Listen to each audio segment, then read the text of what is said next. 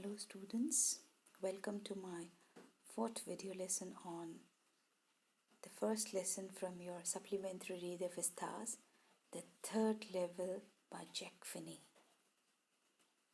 This story is very much similar to the story of The Adventure by Jayant Narlikar that you studied in class 11.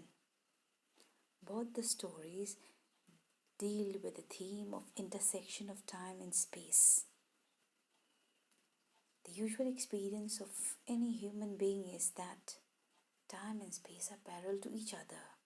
We can be present in one world or at a particular place at a time.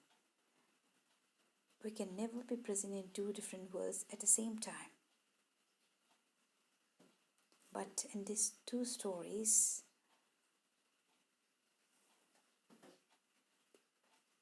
a person finds himself at two different worlds at the same time. So there is intersection of time and space. Now this is the story of Charlie, a 31-year-old, having worked late one night. He enters Grain Central Station from Vanderbilt Avenue with the aim of boarding a train home. As the station is very large, consisting of various corridors and 2 levels catering for different trains, he loses his way. He finds himself in what he thinks is the 3rd level of the station.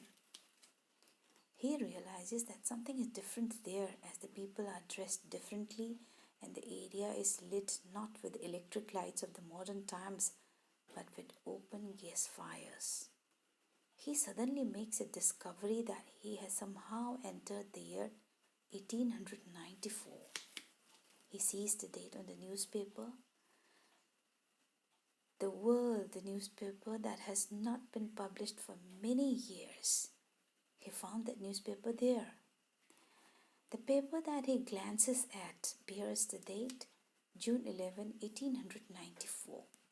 He is filled with excitement and he decides to buy 2 tickets for Galesburg, the peaceful town that he has grown up in. Charlie discovers that he does not have the appropriate currency of that period and is therefore unable to buy the tickets. His wife and his psychiatrist friend Sam, as well as his other friends, are quite alarmed when they hear his account and forbid him to seek the 3rd level again. They treat the incident as a figment of his imagination and attribute it to his desire to escape from the stresses of his life. However, Charlie's friend Sam disappears and Charlie finds a letter from him in an old first day cover dated July 18, 1894. In the letter, Sam tells Charlie that he has settled down in Galesburg and he urges Charlie not to give up his search for the 3rd level as it is well worth the effort. Sam is now engaged in a nice little hay, feed and grain business, something that he has always wished that he could do. Now the author Jack Finney leaves the readers wondering what the 3rd level really is. Though Charlie is able to find proof of his experience, is it really possible to make this transition back and forth in time? Can you travel to past and again come back to the present? Now Jack Finney, the writer of the story, who is a writer of science fiction, treats his favorite subject, time, in a new dimension. The shadowy, airy world that lies somewhere between our dreams, desires, and reality is what he calls the 3rd level. It is the point where the past, present, and the future meet, and here nothing is as it seems. Now, let's try to interpret the text of the story. The 3rd level by Jack Finney.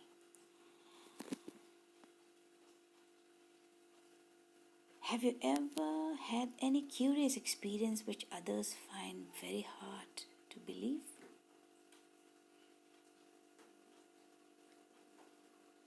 Do you have any such experience that other people will find it so difficult to believe.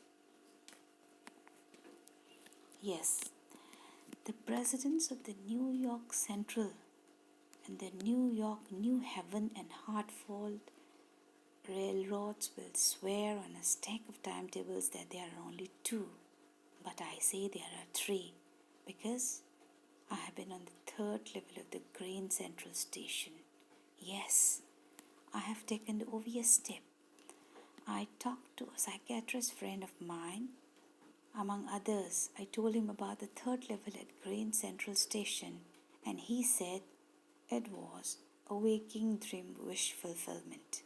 He said I was unhappy.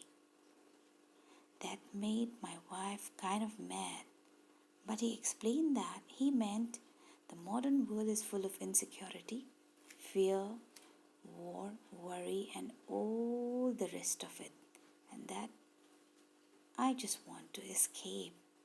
Well, who doesn't? Everybody I know wants to escape, but they don't wander down into any third level at Grand Central Station. But that's the reason, he said, and my friends all agreed. Everything points to it, they claimed. My stamp collecting, for example, that's a temporary refuge from reality. Well, maybe. But my grandfather didn't need any refuge from reality. Things were pretty nice and peaceful in his day. From all I hear, and he started my collection. Yes. So there are only two levels at the Grand Central Station. So many people are ready to swear on a pile of timetables, railroad timetables, that there are only two levels at the Grand Central Station. But Charlie had been to the third level of the Grand Central Station. Who will believe him? He talked to his psychiatrist friend Sam that he went to the third level of the Grand Central Station. But Sam tried to convince Charlie, that's not possible because there are only two levels at the Grand Central Station. There is no third level. And if you feel that you had been to the third level, it was just a waking dream wish fulfillment. You were dreaming with your eyes open, and you imagined that you went to the third level of the Grand Central Station. But actually, you did not go to any third level of the Grand Central Station. Then Sam continued, Charlie, I know you are unhappy. So when Charlie's wife heard all this, she became mad. But Sam explained that actually this modern world is full of insecurity. There is fear, war, worry, and all the problems. That's why people want to escape from this modern world. So Charlie also tried to escape from this modern world, and he imagined that he went to the third level of the Grand Central Station, which is not at all present, which does not exist at all. But Charlie is not convinced. Charlie says, oh, okay, no one is happy in this modern world full of fear, worry, stress, tension. Everybody wants to escape from this modern world. But to escape from this modern world, why should one go into the third level of a Grand Central Station?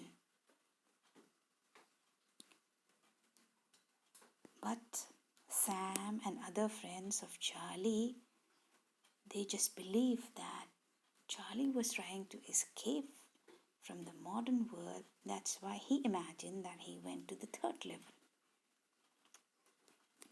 Then they also said that Charlie's hobby of collecting stamp, that is a temporary refuge from reality. Temporary refuge from reality. That very habit of stamp collecting is Charlie's way to escape this modern world for a short time. But Charlie is not convinced with all these arguments. He says that his grandfather, he also did the collection of stamp, but grandfather was very happy.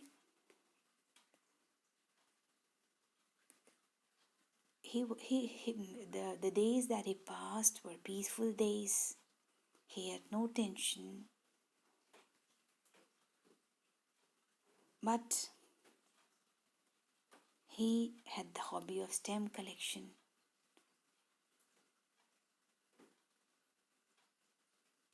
And so how can Charlie agree to what Sam said, that stamp collection is a way to escape from modern harsh reality?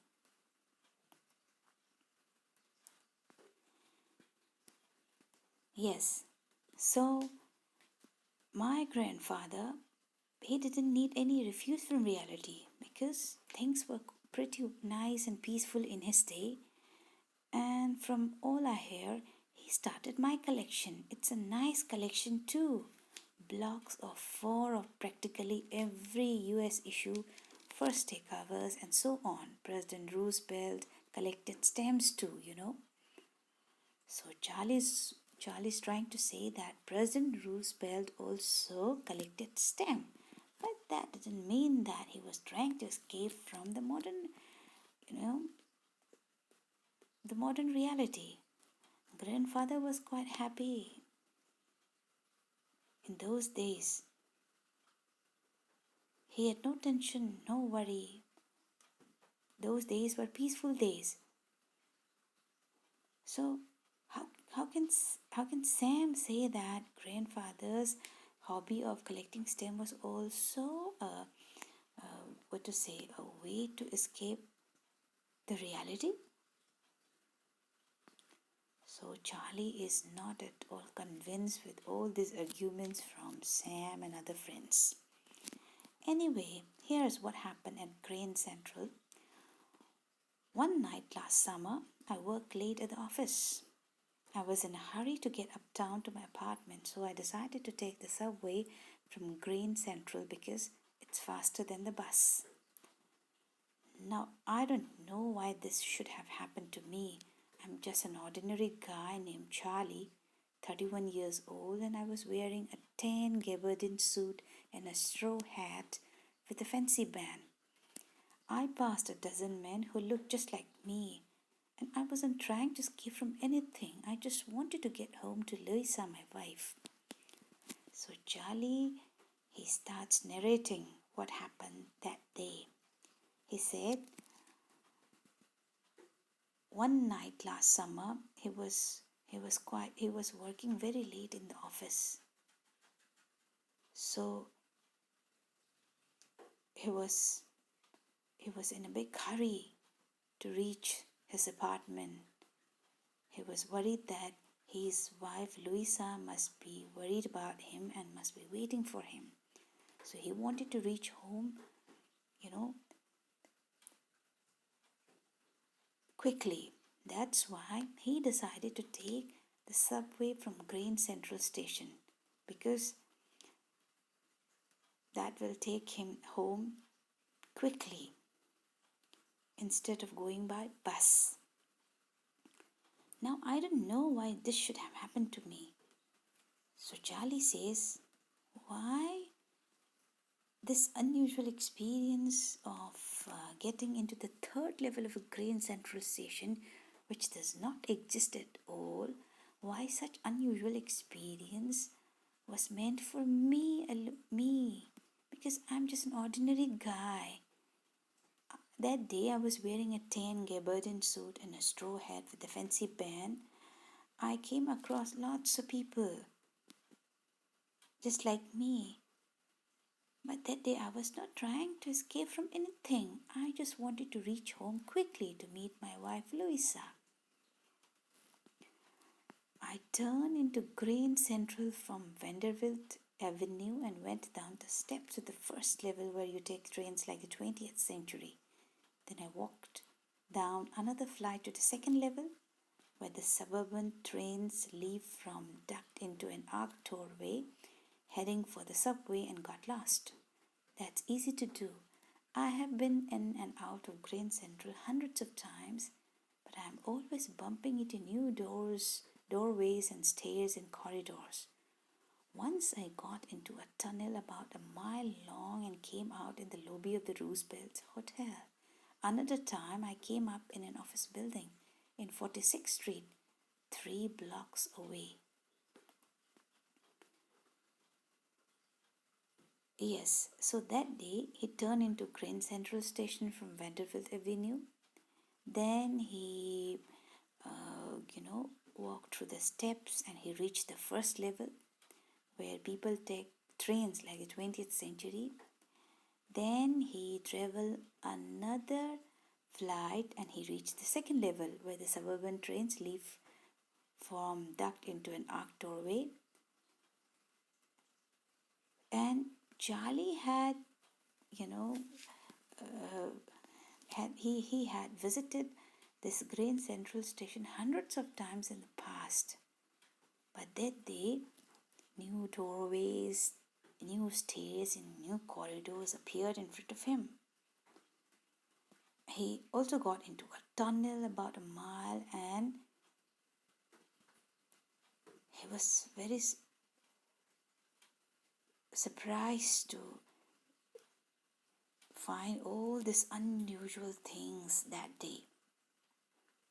He felt that, sometimes I think Grand Central is growing like a tree, pushing out new corridors and staircases like roots. There's probably a long tunnel that nobody knows about feeling its way under the city right now, on its way to Times Square and maybe another to Central Park. And maybe because for so many people through the years, Grand Central has been an exit, a way of escape. Maybe that's how the tunnel I got into, but I never told my psychiatrist friend about that idea. So he felt that Grand Central Station was growing like a tree, giving out new corridors and staircases like the roots of a tree expand. And then when he found the tunnel, he thought, oh, this is a secret tunnel, and maybe some people are using this secret tunnel for secret purposes. The corridor I was in began angling left and slanting downward, and I thought that was wrong, but I kept on walking. All I could hear was the empty sound of my own footsteps, and I didn't pass a soul. Then I heard that sort of hollow roar ahead that means open space and people talking.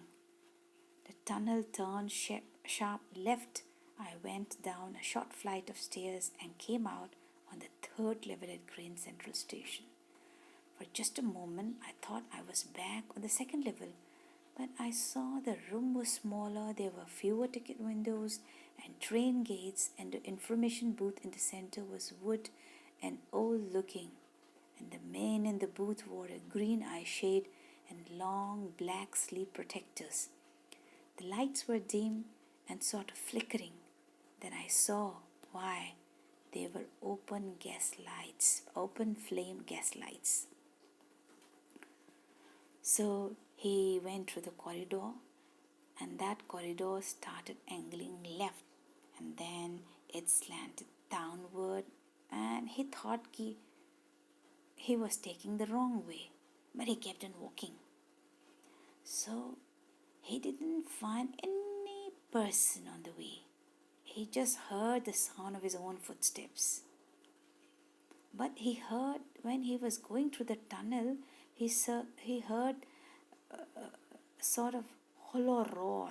It means on the other side of the tunnel there was open space and people were there, people talking, but he couldn't get clearly what they were talking. That's why hollow roar. The tunnel he was going through, it turned sharp left. Then he went down a short flight of stairs and finally he came out on the third level at Grand Central Station. For a moment, he thought he came back to the second level. But when he looked around and tried to see things properly, he saw that no, it was not the second level, it was a different level. He saw that the room was small, quite small as compared to, those rooms in the second and first level. There were few ticket windows, very few, and few train gates. And the information booth where you had inquiry counter that was made of wood, and it was old looking. And the person who was sitting in that inquiry counter or information booth, he was wearing a green eye shade and long black sleeve protectors. So people of the 20th century, they don't get dressed up in this way. But the people he found in that third level, especially that person who was sitting in information booth, he was dressed up in a different way. Green eye shade and black sleeve protectors. And the lights were dim and flickering.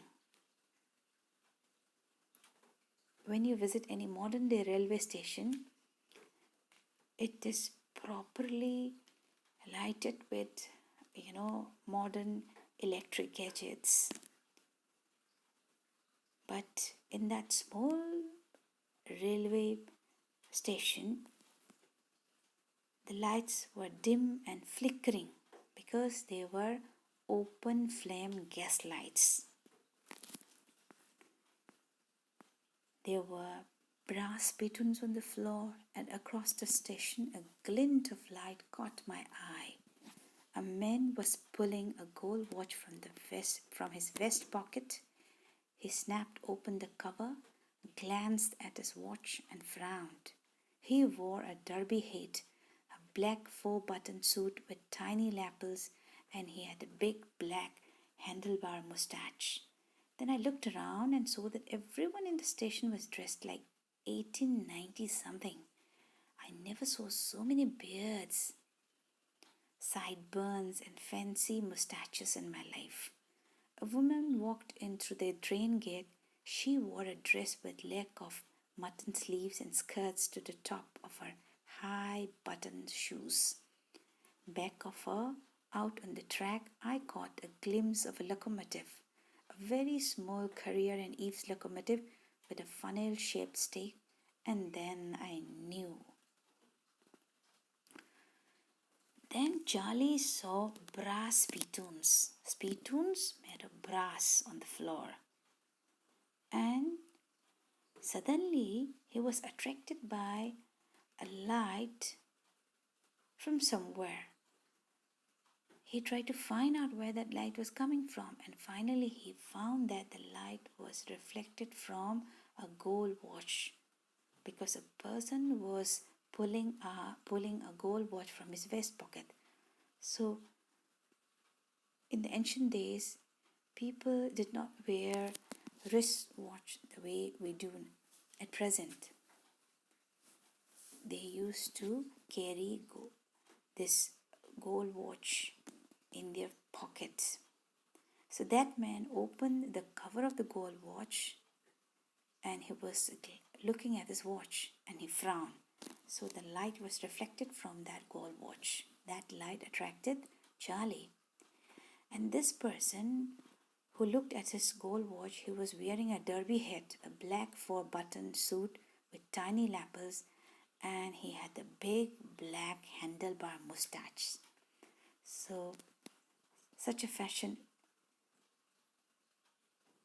or such a way of wearing, clothes you will not find in the modern time. So the people were dressed up in a different way in that third level. Then Charlie looked around and he saw that everybody in the station was dressed like 1890 something.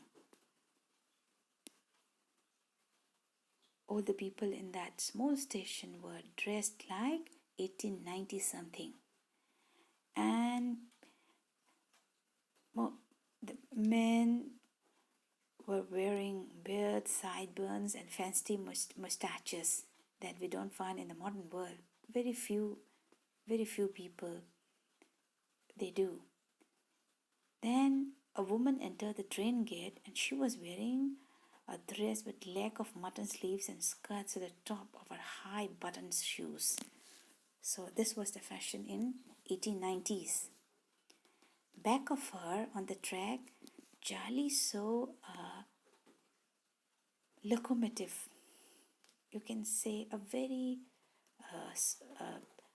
small train, a very small Career and Eves locomotive, and it had a funnel-shaped stake. Then he understood, oh, I have come to a different world. Charlie realized that he had come to a different world. That was not the 20th century modern world that he knew. To make sure, I walked over to a newsboy and glanced at the stack of papers at his feet. It was The World, and The World hasn't been published for years. The lead story said something about President Cleveland. I found that front page since in the public library files, and it was printed June 11, 1894. So Charlie doubted that third level was the world of 1890s. So just to confirm this, he went to a newsboy, a boy who was selling newspapers, and what he saw, that boy was selling the newspaper The World.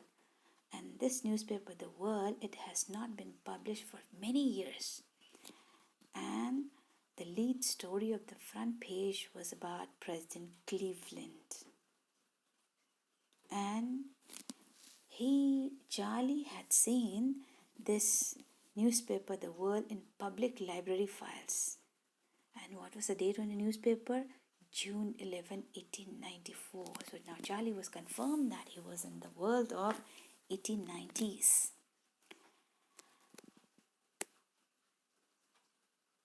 I turned toward the ticket windows, knowing that here on the third level at Grand Central, I could buy tickets that would take Louisa and me anywhere in the United States we wanted to go. In the year 1894, and I wanted 2 tickets to Galesburg, Illinois. So now Charlie decided to book 2 tickets to Galesburg, Illinois, one for him and one for his wife. So he turned towards the ticket windows. He went to the ticket window counter. And yes, he wanted to book 2 tickets for him and his wife to Galesburg, Illinois.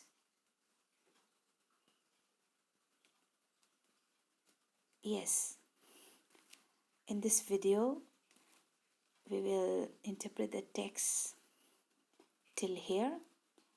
In the next video, we will interpret the remaining part of the text.